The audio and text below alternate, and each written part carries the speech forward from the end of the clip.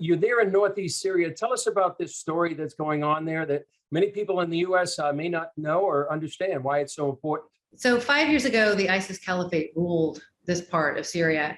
And, the Syrian Democratic Forces partnered with the U.S. government, and they liberated these areas from ISIS. And as they liberated areas from ISIS, what people don't know is that they were also setting up the people of this region self-governance called the Autonomous Administration of North and East Syria that has produced now this government that gives everyone a seat at the table, regardless of ethnicity, religion, or gender. So you have 50% of the leaders women.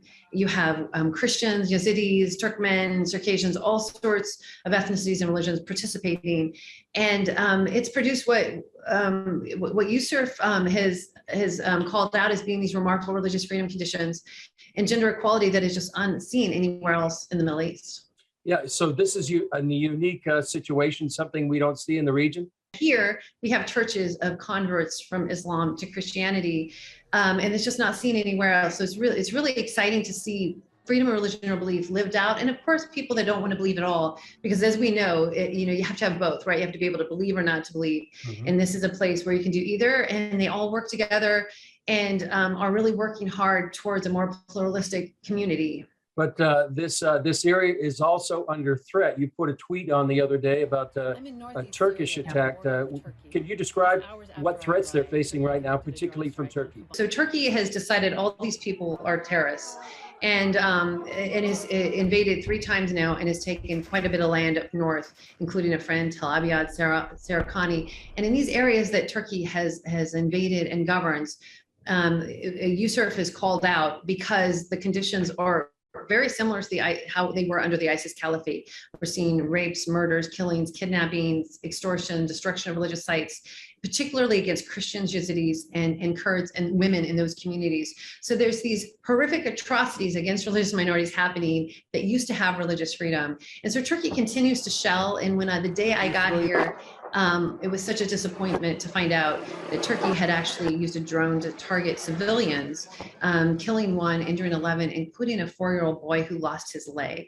So these are the kind of things the people of northeast Syria are putting up with from Turkey, and the international community, the U.S. government, and needs to push them back to stop. Yeah, what exactly would you like to see the U.S. government and the international community do in response to these attacks?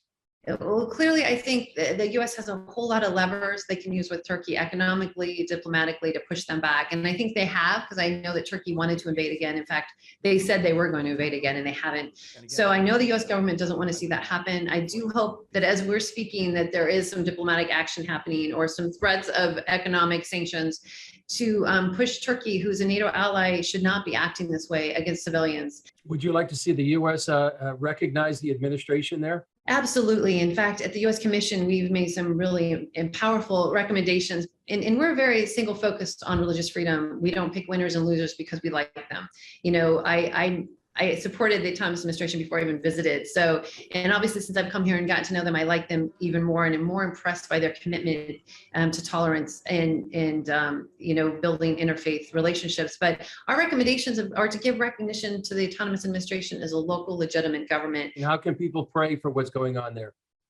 Well, people can pray that first of all, that the Christians and religious minorities here would have the strength to endure, the continued struggles and persecutions they have. Pray for leadership here to be able to have wisdom, and for the U.S. government to be able to make the kind of hard choices.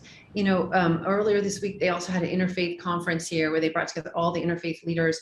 And it was just the most amazing thing to talk about, have all these imams get up and talk about, religious tolerance and about how Christians and Yazidis should be able to live together. And that is, what they want here. So just pray that that continues, because that's the best way to fight the ideology that ISIS is pushing here. And the economy, though, it's a threat because, as we know, no matter how much you support a government, if you can't feed your family, it puts a lot of pressure on communities. So pray that this lightens the load so that the religious minorities that, have been here since the beginning of Christianity are able to stay.